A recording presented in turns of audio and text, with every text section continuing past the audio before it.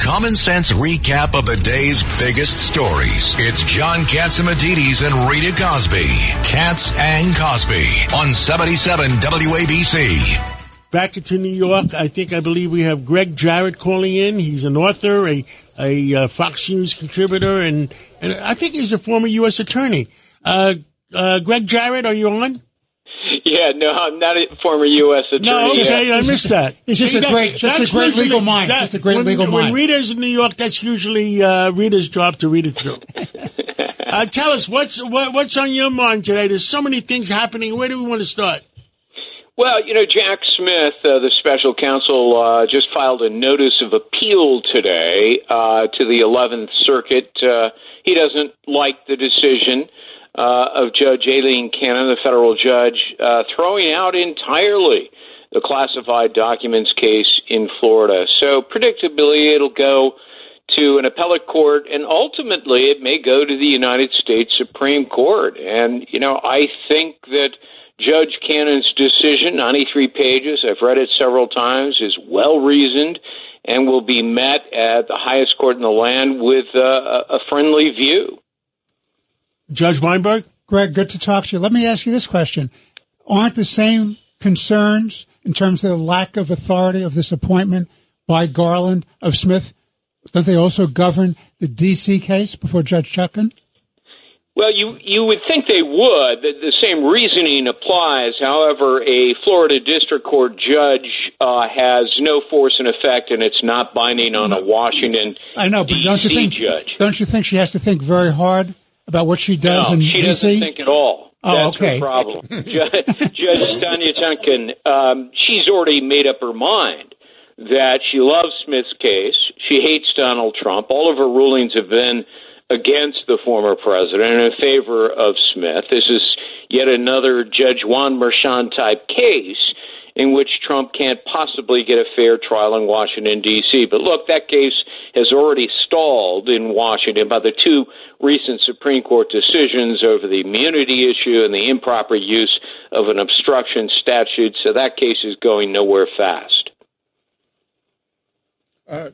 Rudy Washington? Yeah, Greg, I'm just surprised at the hypocrisy of it all.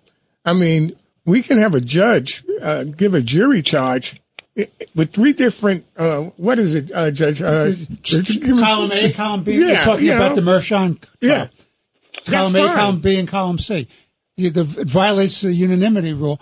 By the way, there was a great column by a mutual friend, Andy McCarthy. He said if Biden was smart and was doing the right thing, he would call upon everyone to stop the lawfare and get rid of all these cases. What are your thoughts on that?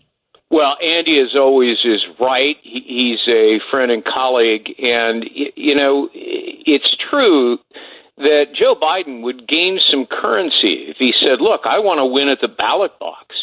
I don't want my opponent to be defeated in courts based on what the public perceives as lawfare, the politically driven cases to delegitimize my adversary. And, so he would gain more if he were to do exactly as Andy says, direct his Department of Justice to knock it off and tell the local prosecutors the same.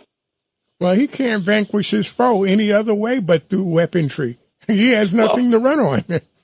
Yeah, and that's exactly why the lawfare began, because, the Biden Department of Justice received the instructions pretty clear in a leaked New York Times story that Biden wanted Trump prosecuted. And shortly thereafter, Garland appointed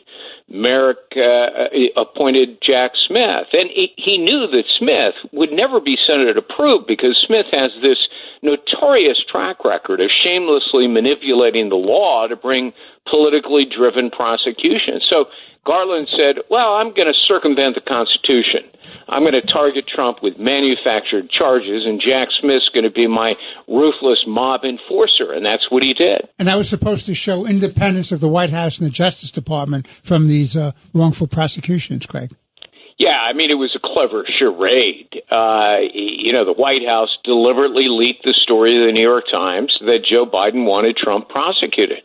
And, so Garland got his marching orders. And, it gave him plausible deniability because Biden didn't tell him directly. Presidents have done this in the past. They want something done. They really ethically can't do it by direct order. So they leak it to the media. And, of course, whoever has to take action reads about it and takes action. And that's what Garland did. Well, Gregg Jarrett, thank you for bringing everybody up to date. And it is horrible what's going on. And we need the rule of law to...